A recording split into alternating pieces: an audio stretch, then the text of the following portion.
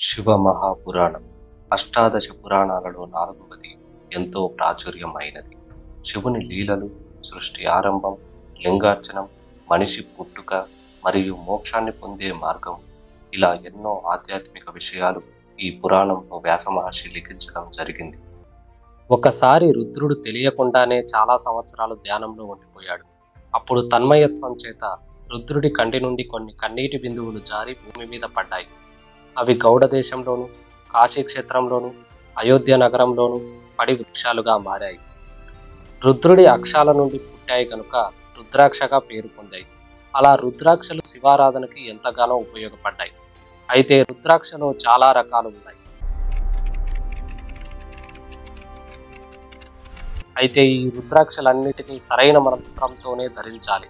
అలాగే పగిలిపోయినవి లేదా పక్షుల చేత పాడు అయినవి ధరించడానికి, అలాగే శివ పూజకి పనికిరావు.